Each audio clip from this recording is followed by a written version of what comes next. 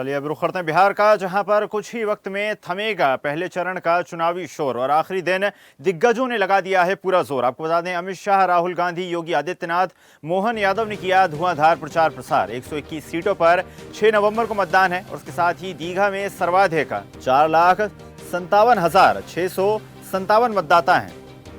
चलिए खबर पर अधिक चर्चा करते हैं। ब्यूरो चीफ धर्मेंद्र जी हमारे साथ जुड़ गए हैं। धर्मेंद्र जी, जिस तरह से जानकारी प्राप्त हो रही है, आज पहले चरण का चुनावी शोर थम जाएगा, सभी वरिष्ठ नेता लगातार बिहार में सक्रिय रहे, किस तरह से देखते हैं पहले चरण के मतदान को?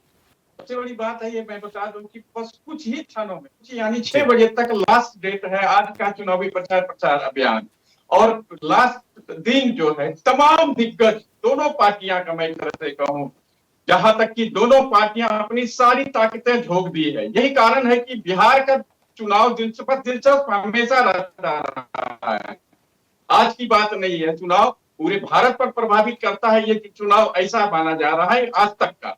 तो सबसे बड़ी बात है कि जिस तरह से जो 18 जिले के 121 विधानसभा चुनाव क्षेत्र में आज होना, 18 जिले के 121 विधानसभा क्षेत्र में चुनाव होगा, जहां की दोनों पार्टियां, सत्ता पक्ष हो या विपक्ष हो, सभी अपने अपने धुआंधार प्रचार प्रसार अभियान चलाया है। और 6 बजे तक लास्ट डेट है और इसके बाद कल कन्वाइसिंग होगा। परसों यानी 6 तारीख को प्रथम चरण का चुनाव में बिहार के 18 जिले के मतदाता अपना अपना मतदान करेंगे। सबसे बड़ी बात रोचक ये है कि जिस तरह से इस बात का चुनाव रहा है, मुझे नहीं लगता है कि इस अनेक जो बीते चुनाव हुए हैं उसकी चुनाव और इसकी चुनाव में बहुत आसमान और जमीन का अंतर है। क्योंकि जिस तरह से दोनों पक्ष, सत्ता पक्ष में तमाम केंद्रीय शीर्ष के नेता अधिकारी, यानी आप कहा यहाँ तक कहा जाके प्रधानमंत्री, गृह मंत्री और यूपी के मुख्यमंत्री, मध्य प्रदेश के मोहन यादव,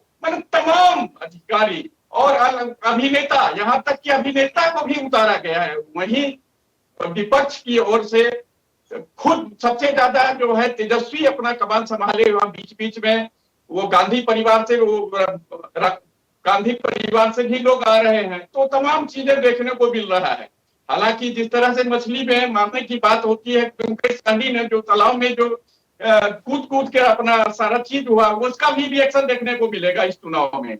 जाहिर सी बात है कि सारी ताकतें एक साथ, जो दोनों पक्ष हो विपक्ष हो, सभी पार्टियां अंतिम दांव तक लगा दी। क्योंकि दूसरे चरण के बाद की बात है, फर्स्ट चरण कैसा रहेगा यह सबसे बड़ी बात है। यही कारण है कि दोनों पार्टियां, सत्ता पक्ष हो विपक्ष हो, अपनी सारी ताकत लगा दी है और बस 6 बजे कुछ ही घंटों का इंतजार है, जहां जो शोर शराबा और प्रचार प्रसार अभियान पर विराम लग जाएगा। जी, और जहां तक की जनता की बात है, चुनाव यहाँ प्रशासन की बात है, प्रशासन पूरी तैयारियां कर ली है। जिस तरह से एक मोकामा में जो घटना घटित होने के बाद, उसके बाद से चुनाव आयोग हमेशा एक्शन मूड में दिख रहे हैं। यहाँ तक कि छोटी छोटी बातों को, छोटी छोटी चीजों को गंभीरता से ले रहे हैं। यही कारण है कि आज की तारीख, आज का दिन जो भी है, और दोनों पार्टियां के लिए, दोनों पक्ष विपक्ष के लिए एकदम शानदार रहेगा। हालांकि दोनों एक दूसरे की जीत का अपना अपना दावा कर तो रही है, लेकिन बस 6 नवंबर को मतदान के दिन ही कुछ परिणाम सामने दिखने को मिलेगा, जिस तरह से रुझान आएगा। हालांकि बात की बात होगी, लेकिन आज जो है 6 बजे तक प्रसार अभियान पर विराम लग जाएगी।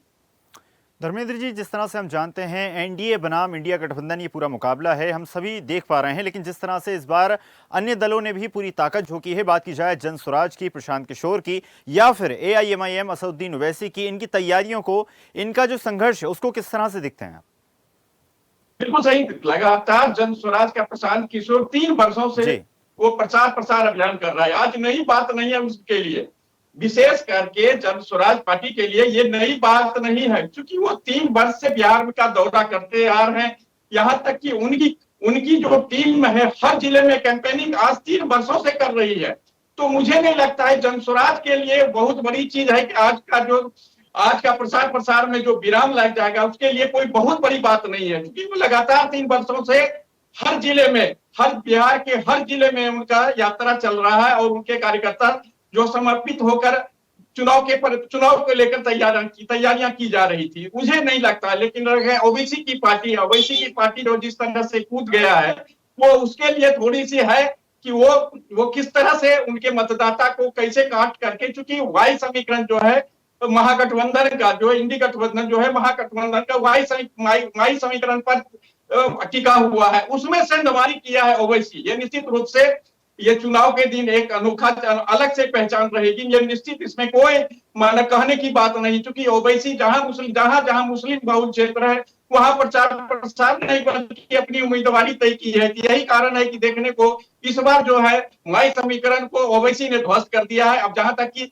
महागठबंधन और एनडीए की बात है, दोनों आप एक दूसरे पर भारी पड़ रहे हैं। अब वक्त बताएगा। जी जी धर्मेंद्र, जिस तरह से अगर पुराने जो पिछले चुनाव हुए उनकी बात की जाए तो लगातार लालू फैक्टर पर तेजस्वी और उनका दल लगातार लड़ने की कोशिश करते थे। इस बार जिस तरह से लालू प्रसाद यादव चुनाव में काफी कम सक्रिय रहे, तो इस बार क्या लगता है आपको, मतदाता तेजस्वी के नाम पर वोट देगा या फिर एक बार फिर लालू फैक्टर चलता नजर आएगा? सबसे बड़ी बात है कि लालू जी का एक अंदाज अलग है जी।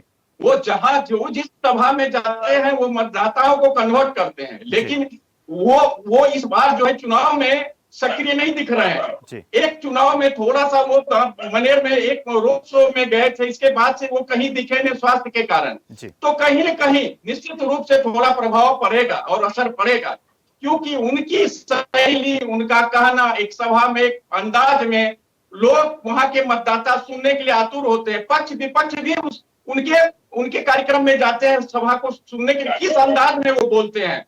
तो उनका जो सभा होती थी उसमें एक अजीब अनोखा होता था। लेकिन इस बार जो है इस चुनाव में लालू प्रसाद नहीं आने से थोड़ी मजबूरी होगी, थोड़ी सी दिक्कत तो होगी, क्योंकि तेजस्वी में उतनी टैलेंट नहीं है जो लालू प्रसाद जी में है। लालू प्रसाद और तेजस्वी दोनों दो चीज होते हैं। वही बड़ा पुत्र जो है तेज प्रताप अलग पार्टी बना ली है। ये भी एक बड़ा फैक्टर हो गया है अंदरूनी विवाद को लेकर, क्योंकि राघोपुर में जिस तरह से वो आमने सामने है दोनों भाई, बड़ा छोटा, तो जाहिर सी बात है इसका प्रभाव मतदाताओं को पड़ेगा। वो समीकरण जो है कहीं न कहीं, क्योंकि आंतरिक कलह भी एक बहुत बड़ी फैक्टर दिख रही है, और जो माई समीकरण है वो कहीं न कहीं दोनों परिवार के बीच में फंसता दिख रहा है। जी बिल्कुल धर्मेंद्र जी, तो माना जा सकता है कि काफी ज्यादा रोचक आने वाला ये चुनाव होने वाला है। 6 तारीख की बात की जाए या फिर उसके आगे के मतदान की। आपका बहुत बहुत धन्यवाद जुड़ने के लिए और जानकारी साझा करने के लिए। ताज़ा खबरों के लिए लाइक, फॉलो और यूट्यूब पर सब्सक्राइब कर बेल आइकन दबाएं। साथ ही हर अपडेट के लिए विजिट करें स्वदेशलाइव.com।